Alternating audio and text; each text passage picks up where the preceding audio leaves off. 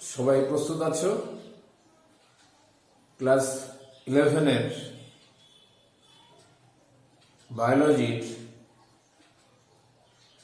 আমি দ্বিতীয় ক্লাস শুরু করতে চলেছি। গত সপ্তাহে আমি যে ক্লাসটি করলাম তার বিষয়বস্তু ছিল জীবন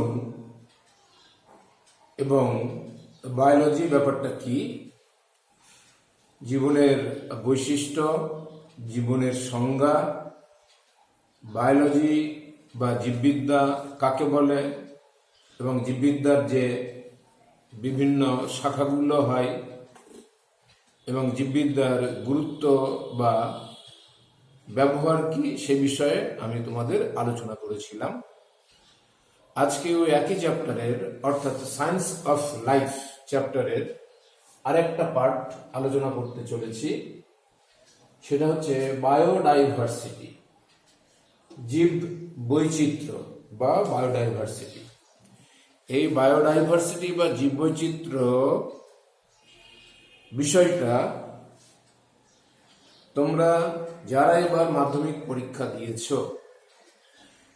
ক্লাস 10-এর শেষের দিকে অনেকটাই ছিল বায়োডাইভার্সিটি সংক্রান্ত বিষয়গুলো। সেই জন্য আমি খুব একটা বিস্তারিতভাবে এই অংশটা আর আলোচনা করব না। আমাদের ক্লাস 11-এর সিলেবাসে মিনিমাম যে অংশটুকু রয়েছে সেই অংশটুকু আমি তোমাদের সামনে তুলে ধরব। এই বিষয়ে বলে রেখে দিই, ক্লাস 12-এ গিয়ে ইউনিট 5-এ পরিবেশ সংক্রান্ত 4টে চ্যাপ্টার আছে। সেখানে কিন্তু আবার বায়োডাইভার্সিটি খুব বিস্তারিতভাবে তোমাদের পড়তে হবে। যাই হোক, চলে যাই। বায়োডাইভার্সিটি বা জীব বৈচিত্র্য কাকে বলে, ডেফিনিশনটা আমাদের একটু জানতে হবে।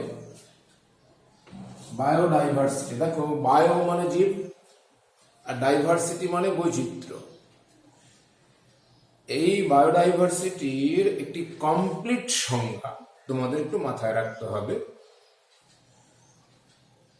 সংক্ষেপে বলা হয়, কোনো একটা নির্দিষ্ট বাস্তুতন্ত্রে জীবদের মধ্যে যে ভিন্নতা বা পার্থক্য চোখে পড়ে তাকেই বলা হয় বায়োডাইভার্সিটি বা জীববৈচিত্র্য। তোমরা যদি সুন্দরবনের কোন একটা দ্বীপে যাও, সেখানে বিভিন্ন ধরনের উদ্ভিদ এবং প্রাণী দেখতে পাবে। ওই সুন্দরবন দ্বীপের একটা নির্দিষ্ট বাস্তুতন্ত্র রয়েছে বা ইকোসিস্টেম রয়েছে। সেই ইকোসিস্টেমের মধ্যে যে সমস্ত উদ্ভিদ এবং প্রাণীগুলো রয়েছে তাদের মধ্যে কিন্তু কিছু পার্থক্য দেখা যাবেই। এই বাস্তুতন্ত্রে বসবাসকারী যে জীবগুলো, তাদের মধ্যে যে পার্থক্য বা ভিন্নতা, তাকে বলি আমরা জীববৈচিত্র্য বা বায়োডাইভার্সিটি। চলে আসি, এই বায়োডাইভার্সিটি বা জীববৈচিত্র্য শব্দটা বিজ্ঞানে কে কত সালে চালু করেছিলেন? বিজ্ঞানী ওয়াল্টার রোজেন বলে একজন সায়েন্টিস্ট ছিলেন। তিনি একজন পরিবেশবিদও বটে। পরিবেশ সংক্রান্ত বিভিন্ন পরীক্ষা নিরীক্ষা করেছেন এবং বিভিন্ন বই লিখেছেন। Walter Rosen, ROSEN, Walter Rosen 1985 সালে 1985 সালে বায়োডাইভার্সিটি শব্দটি প্রথম চালু করেছিলেন। এমসিকিউতে এই ধরনের একটা প্রশ্ন থাকে, কে সর্বপ্রথম বায়োডাইভার্সিটি শব্দটা চালু করেছিলেন? একটা এমসিকিউ থাকে, অথবা 1 নম্বরের একটা কোশ্চেন থাকে, ভেরি শর্ট অ্যান্সার টাইপের মধ্যে। এবার যাব এই জীববৈচিত্র্য বা বায়োডাইভার্সিটির প্রকারভেদ। একটু আগে আমি একটা বললাম যে কোন একটি নির্দিষ্ট বাসস্থানে অথবা বাস্তুতন্ত্রে যে সমস্ত জীবগুলো বসবাস করে তাদের মধ্যে যে পার্থক্যগুলো আমরা চোখে দেখতে পাই তাকে আমরা বলি জীববৈচিত্র্য। জীববৈচিত্র্যের সংজ্ঞাতে আমি আরেকটা কথা তোমাদের বলবো, জীববৈচিত্র্য নিয়ে খুব বেশি পরিমাণে আলোচনা হয়েছিল 1992 সালে, 1992। তোমরা বসুন্ধরা সম্মিলন বা আর্থ সামিট বা বসুন্ধরা সম্মিলন বলে একটা কথা শুনেছো কোনো না কোনো ক্লাসে, বিশেষ করে 8-এ পড়ানো হয়, 10-এও কিছুটা পড়ানো হয়। এই বসুন্ধরা সম্মিলন বা আর্থ সামিট 1992 সালে ব্রাজিলের একটি শহরে অনুষ্ঠিত হয়েছিল, রিও ডি জেনিরো নামক শহরে অনুষ্ঠিত হয়েছিল। ওই সম্মেলনে জীববিদ্যাতে অর্থাৎ বায়োলজিতে বায়োডাইভার্সিটি বিষয়টা খুব বিস্তারিতভাবে আলোচনা করা হয়েছিল। সেখানে কিভাবে আমরা জীববৈচিত্র্য সংরক্ষণ করতে পারি, জীববৈচিত্র্য সংরক্ষণের যে বিভিন্ন উপায়গুলো নিয়ে বিস্তারিত আলোচনা করা হয়েছিল, জীববৈচিত্র্য কেন আমরা সংরক্ষণ করব, কেন এটা আমাদের দরকার, সেগুলো বিস্তারিতভাবে আলোচনা হয়েছিল। অনেক সময় একটা প্রশ্ন দেয়, আর্থ সামিট বা বসুন্ধরা সম্মেলন কত সালে কোথায় হয়েছিল। নেক্সট আমরা চলে যাব যে জীববৈচিত্র্য কপ্রকার ও কি কি। জীববৈচিত্র্য কপ্রকার ও কি কি আমি বোর্ডে যে অংশগুলো লিখেছি তার মধ্যে দ্বিতীয় অংশ আমি এখন আলোচনা করতে চলেছি। দ্বিতীয় অংশ, জীববৈচিত্র্য করকমের এবং কি কি। তোমরা জিন বলে একটা নাম শুনেছ, প্রজাতি বলে একটা নাম শুনেছ, ইকোসিস্টেম বা বাস্তুতন্ত্র বলে একটা নাম শুনেছ। এই জীববৈচিত্র্যকে আমরা 3 ভাবে ভাগ করতে পারি। প্রজাতিগত বা স্পিসিস বায়োডাইভার্সিটি, স্পিসিস মানে প্রজাতি, স্পিসিস SPECIES, স্পিসিস প্রজাতি, বা মানে স্পিসিস মানে প্রজাতি, স্পিসিস বায়োডাইভার্সিটি বা প্রজাতিগত জীববৈচিত্র্য। তোমরা জানো যে প্রজাতি শ্রেণীবিন্যাসের যে ইউনিট বা এককগুলো রয়েছে তার সর্বনিম্ন ক্ষুদ্রতম একক। এই অনেকগুলো একক অর্থাৎ প্রজাতি নিয়ে যে সমস্ত জীববৈচিত্র্যগুলো তৈরি হয়েছে বা গড়ে উঠেছে তাকে বলে আমরা প্রজাতিগত জীববৈচিত্র্য। প্রজাতি বা স্পিসিস বায়োডাইভার্সিটি। জিনগত জীববৈচিত্র্য, জিন হলো বংশগতির ধারক বাহক।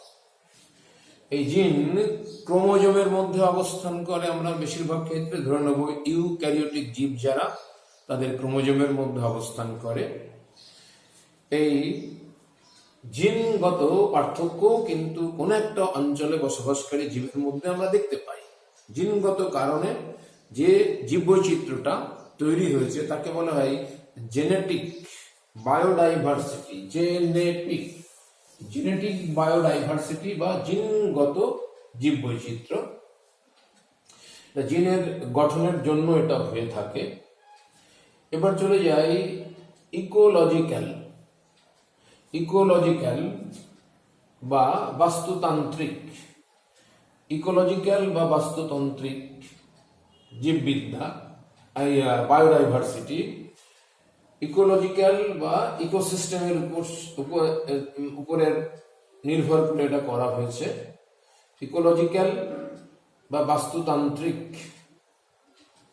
ইকোলজিক্যাল বা বাস্তুতান্ত্রিক জীববৈচিত্র্য।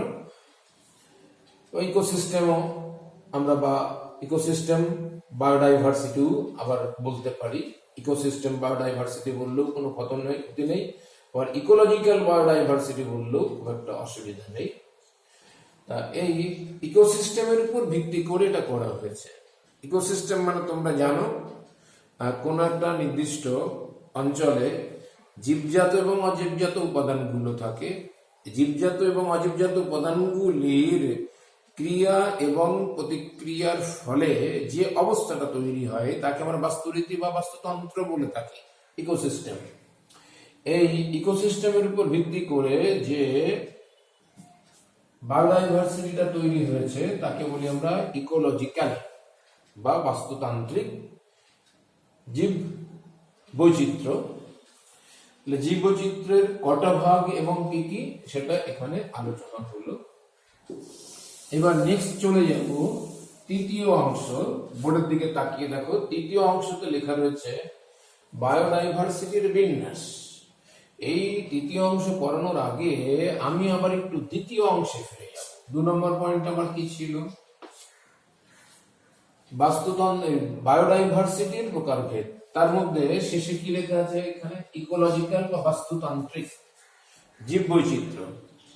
এই বাস্তুতান্ত্রিক জীববৈচিত্র্যকে আবার 3টি অংশে ভাগ করা হয়।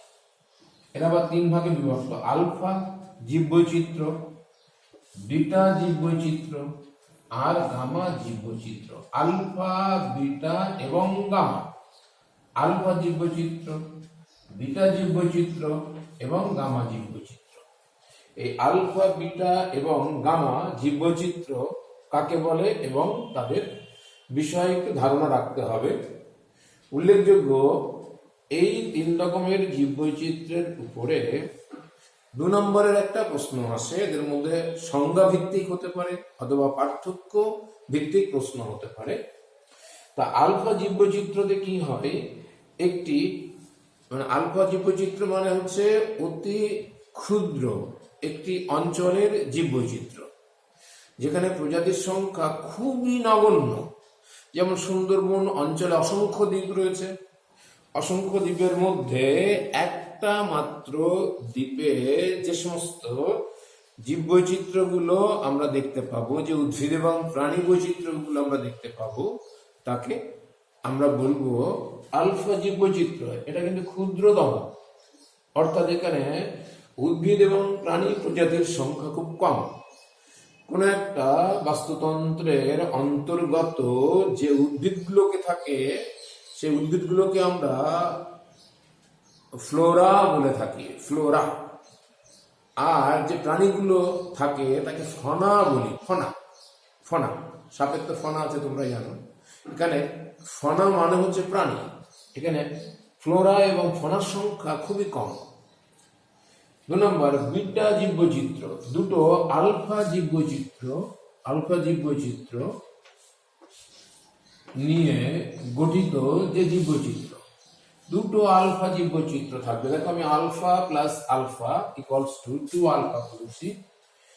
দুটো জীববৈচিত্র্য মানে দুটো আলফা জীববৈচিত্র্য নিয়ে তৈরি হবে, অর্থাৎ এখানে প্রজাতির সংখ্যা অনেক বেশি হবে, অর্থাৎ উদ্ভিদ প্রজাতি এবং প্রাণী প্রজাতির সংখ্যা খুব বেশি হবে, অনেকটা অঞ্চল জুড়ে থাকবে। বিটা জীববৈচিত্র্যকে যদি উদাহরণ হিসেবে আবার চলে যাই সুন্দরবনের, তাহলে দুটো জীবের জীববৈচিত্র্য, এটা বিটা জীববৈচিত্র্যের উদাহরণ হিসাবে আমরা তুলে ধরতে পারি। আমি ওখানে একটা দ্বীপের জীববৈচিত্র্যকে নিয়ে বলেছিলাম উদাহরণস্বরূপ আলফা জীববৈচিত্র্য। দুটো দ্বীপের যে জীববৈচিত্র্য উদাহরণ হিসাবে তাকে আমরা এখানে বলতে পারি বিটা জীববৈচিত্র্য। এরপর 3 নম্বর চলে যাই গামা জীববৈচিত্র্য। গামা মানে আলফা ইন্টু বিটা, অর্থাৎ এখানে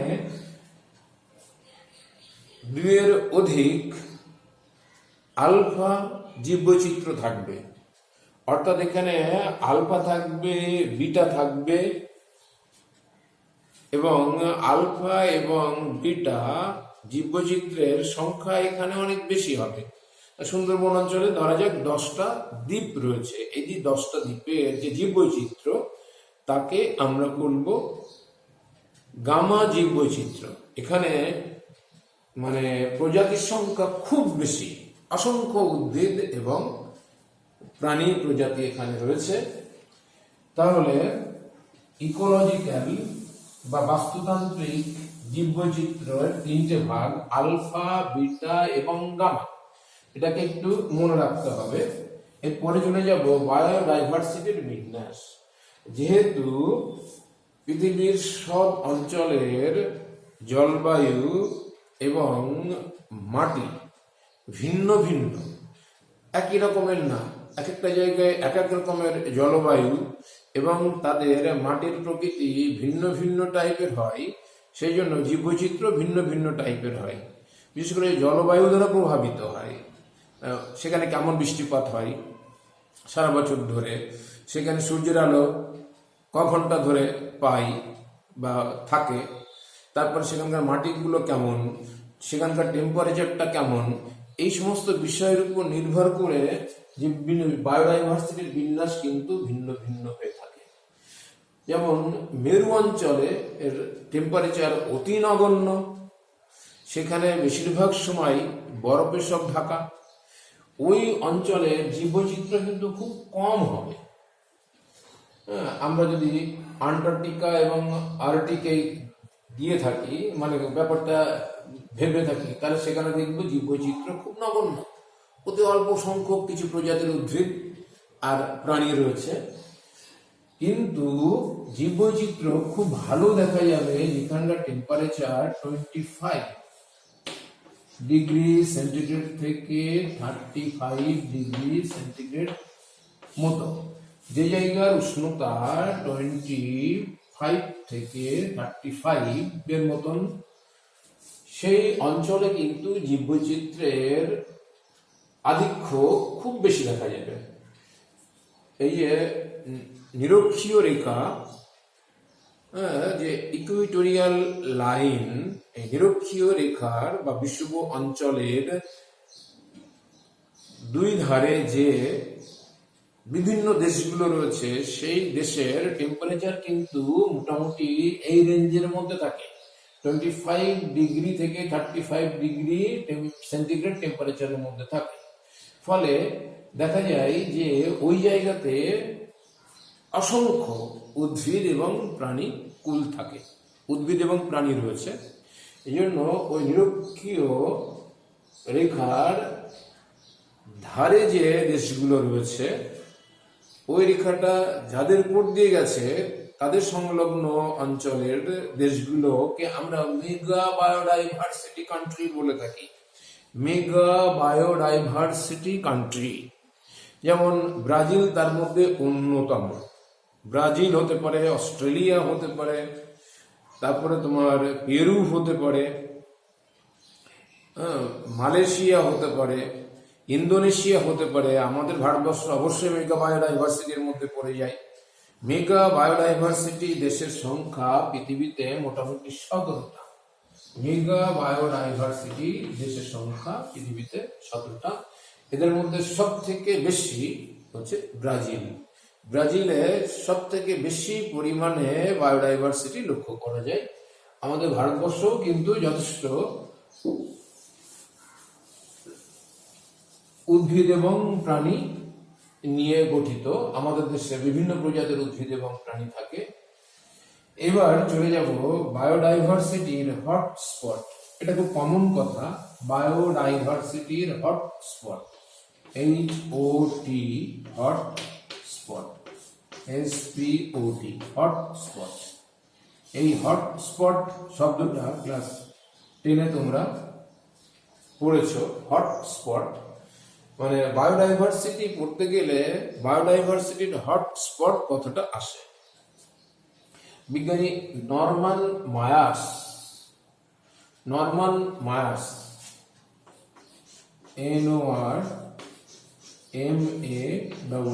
নরম্যান মায়ার্স 1988 সালে এই হটস্পট শব্দটা ব্যবহার করেছিলেন।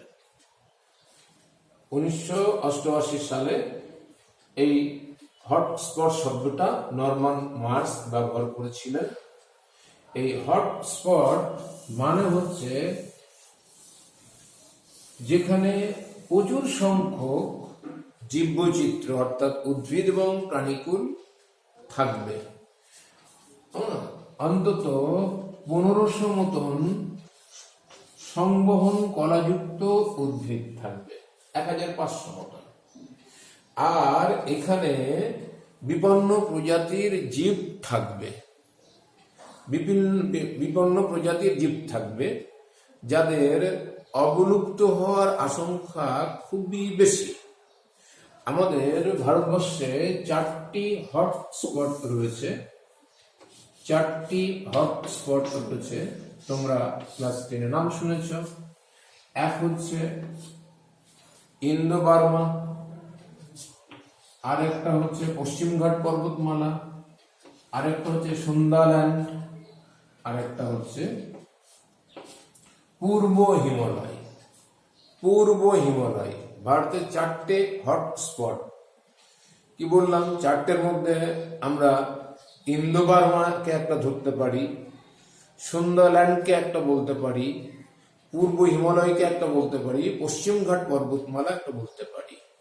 এই হিমালয়ান রিজিয়নে, যেটা আমরা পূর্ব হিমালয় যে অঞ্চলটাকে বলছি, ওই অঞ্চলে কিন্তু সব থেকে উদ্ভিদ এবং প্রাণীকুলের আধিক্যটা খুব বেশি। একটা প্রশ্ন আসে, ভারতের যে 4টে হটস্পট, সেই 4টে হটস্পটের মধ্যে কোনটাতে সব থেকে বেশি পরিমাণে জীব দেখতে পাওয়া যায়? হিমালয়ান রিজিয়ন, বিশেষ করে পূর্ব হিমালয়কে কেন্দ্র করে যে অঞ্চলটা রয়েছে, সেখানে কিন্তু জীববৈচিত্র্যের প্রাচুর্যতা একটু বেশি দেখতে পাওয়া যায়। অনেকে পশ্চিমঘাট পর্বতমালা লিখবে, পশ্চিমঘাট পর্বতমালা কিন্তু এখানে হবে না। পূর্ব হিমালয় এখানে উত্তর হবে, ইস্টার্ন হিমালয়ান রিজিয়ন। তাহলে এই বায়োডাইভার্সিটির হটস্পট কাকে বলে এবং হটস্পট নির্ধারণের একটু শর্তও কিন্তু তোমাদের জানতে হবে। শর্তের মধ্যে আমরা বলতে পারি এখানে আঞ্চলিক প্রজাতির সংখ্যা খুব বেশি হবে, অধিক সংখ্যক জীবকুল থাকতে হবে, এখানে যে জীবগুলো থাকবে সেগুলো বিপন্নতা হওয়ার সম্ভাবনা তুলনামূলকভাবে বেশি। 1500 মতন সংবহন করাযুক্ত উদ্ভিদ বা ভাস্কুলার প্লান্ট বলে থাকি, ভাস্কুলার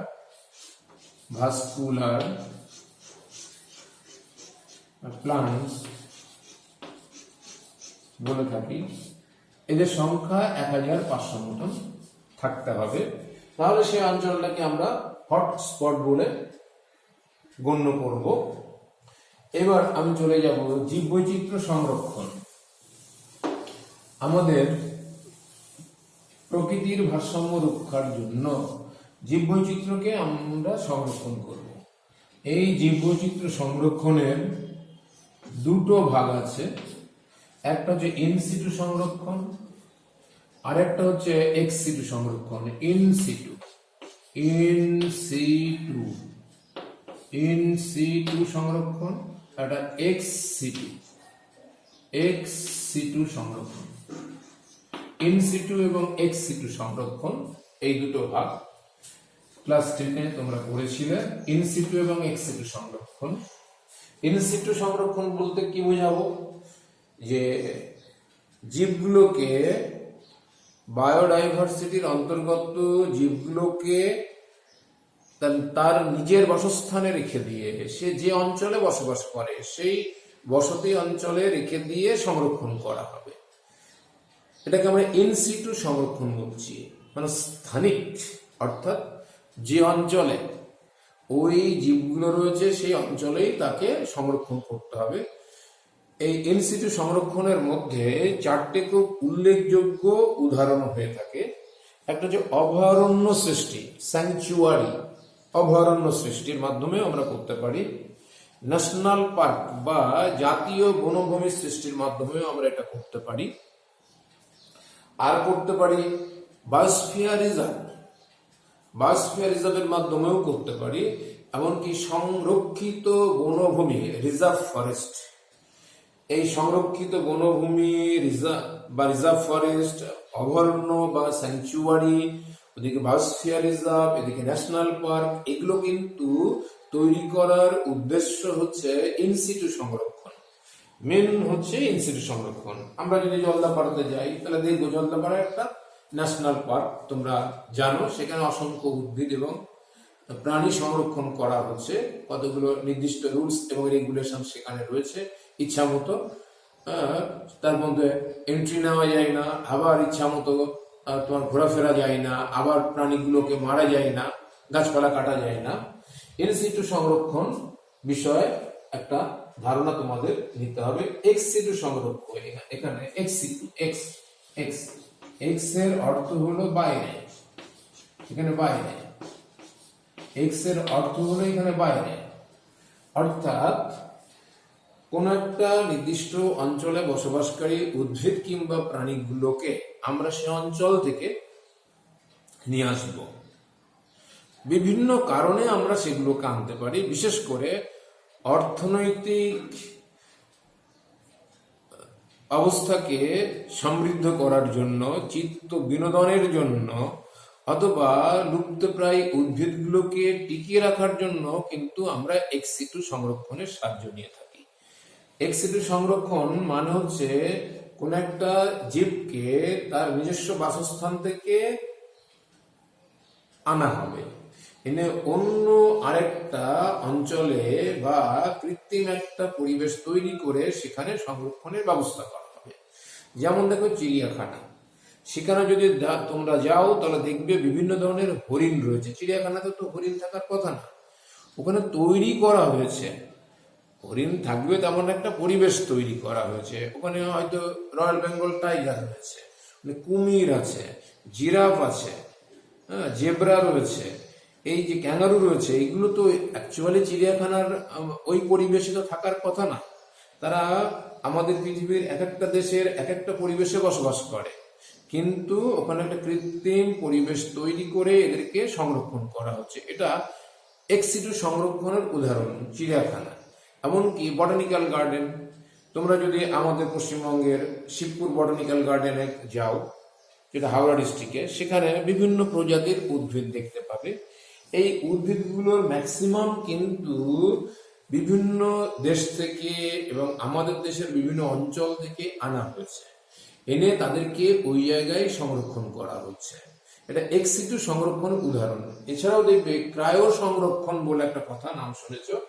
ক্রায়ো সংরক্ষণ -196 ডিগ্রি সেন্টিগ্রেড তাপমাত্রাতে আমরা পরীক্ষাগারে নির্দিষ্ট তরল নাইট্রোজেনের মধ্যে শুক্রাণুকে সংরক্ষণ করতে পারি, ডিম্বাণুগুলোকে সংরক্ষণ করতে পারি, বা বীজ সংরক্ষণ করতে পারি। এগুলোকে ক্রায়ো সংরক্ষণ বলা হয়। ক্রায়ো সংরক্ষণ কিন্তু একটা এক্স সিটু সংরক্ষণের উদাহরণ।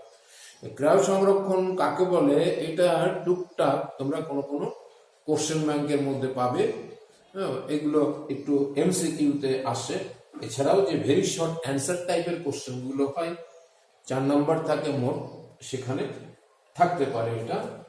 তাহলে আশা করি জীববৈচিত্র্য সংরক্ষণের যে দুটো ভাগ তোমাদের আইডিয়া ছিল, আবার নতুন করে আমি এখানে তুলে ধরলাম।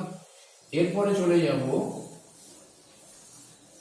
জীববৈচিত্র্য সংরক্ষণের গুরুত্ব কি। এই যে বায়োডাইভার্সিটির গুরুত্ব কি, জীববৈচিত্র্যের গুরুত্ব, ইম্পর্টেন্স অফ বায়োডাইভার্সিটি।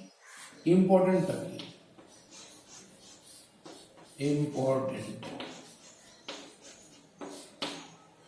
বায়োডাইভার্সিটির ইম্পর্টেন্ট কি,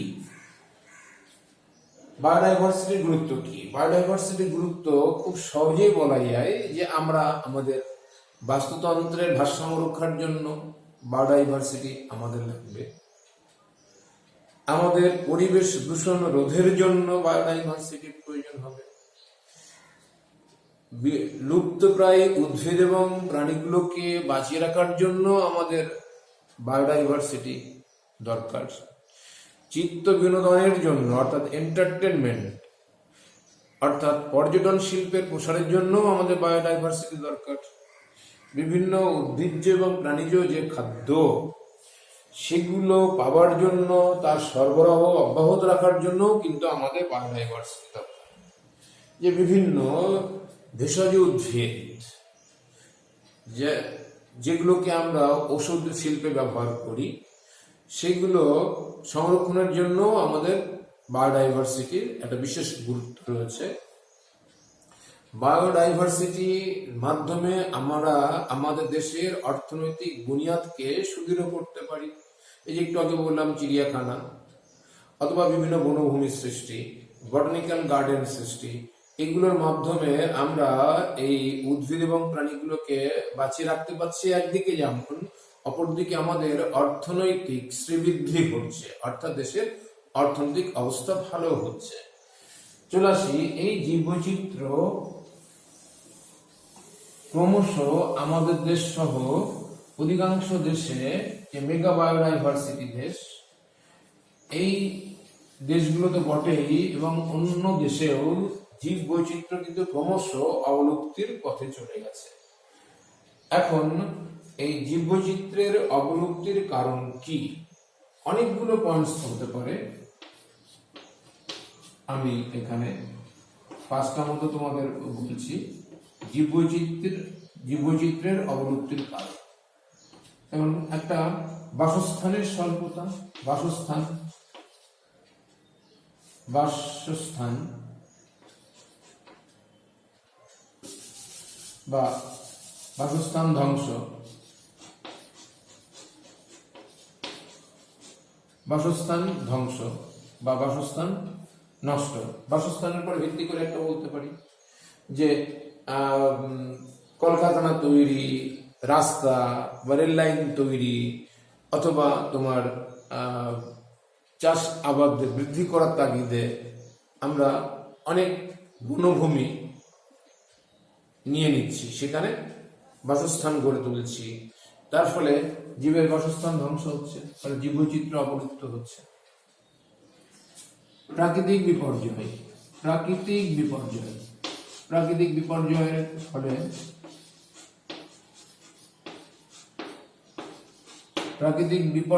ফলেও কিন্তু জীববৈচিত্র্য ধ্বংস হতে পারে।